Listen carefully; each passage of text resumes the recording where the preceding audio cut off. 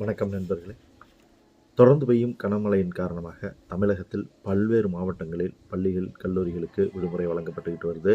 இதில் பல மாவட்டங்களில் பள்ளிகளுக்கு மட்டும் விடுமுறை வழங்கப்பட்டிருக்கு. சில மாவட்டங்களில் மட்டும் பள்ளி, கல்லூரிகளுக்கு விடுமுறை வழங்கப்பட்டிருக்கு. முதல்ல பள்ளி, கல்லூரிகளுக்கு எந்தெந்த மாவட்டங்களில் விடுமுறை வழங்கப்பட்டிருக்கு அப்படிங்கிறத பார்க்கலாம். பெரம்பலூர், அரியலூர், திருச்சி, தஞ்சை, விழுப்புரம், தூத்துக்குடி, நெல்லை, தென்காசி இந்த மாவட்டங்களில் பள்ளி, கல்லூரிகள் இரண்டுக்குமே விடுமுறை வழங்கப்பட்டிருக்கு. நெல்லை மனோன்மணியம் சுந்தரனார் பல்கலைக்கழக தேர்வுகளும் ஒத்திவைக்கப்பட்டிருக்கு. தேதி பின்னால் அறிவிக்கப்படும் அப்படின்னு சொல்லியிருக்காங்க.